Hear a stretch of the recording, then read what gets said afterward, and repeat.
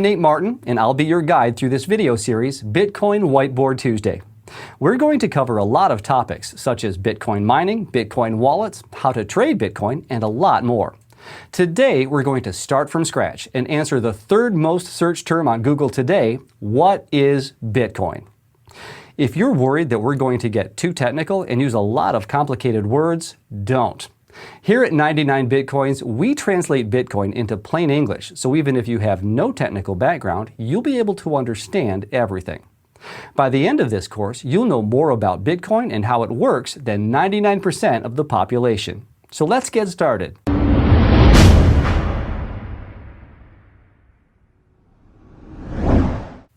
Before we talk about Bitcoin, I want to take a moment and talk about money. What is money exactly? At its core, money represents value. If I do some work for you, you give me money in exchange for the value I gave you. I can then use that money to get something of value from someone else in the future. Throughout history, value has taken many forms, and people have used a lot of different materials to represent money. Salt, wheat, shells, and of course gold have all been used as a medium of exchange.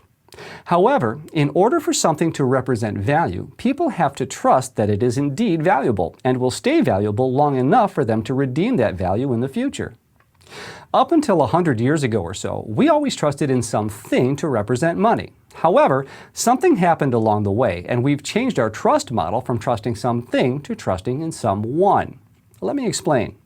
Over time, people found it too cumbersome to walk around the world carrying bars of gold or other forms of money, so paper money was invented. Here's how it worked. A bank or government would offer to take possession of your bar of gold, let's say worth $1,000, and in return, that bank would give you receipt certificates, which we call bills, amounting to $1,000.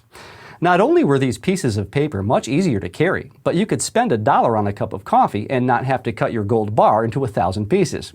And if you wanted your gold back, you simply took $1,000 in bills back to the bank to redeem them for the actual form of money, in this case, that gold bar, whenever you needed. And so, paper began its use as money as an instrument of practicality and convenience. However, as time progressed and due to macroeconomic changes, this bond between the paper receipt and the gold it stands for was broken. Now, to explain the path that led us away from the gold standards is extremely complex, but suffice to say that governments told their people that the government itself would be liable for the value of that paper money. Basically, we all said, let's just forget about gold and trade paper instead. So, people continued to trade with receipts that are backed by nothing but the government's promise. And why did that continue to work? Well, because of trust. Even though there is no actual commodity backing paper money, people trusted the government, and that's how fiat money was created. Fiat is a Latin word that means by decree, meaning the dollars or euros or any other currency for that matter have value because the government orders it to. It's what's known as legal tender, coins or banknotes that must be accepted if offered as payment.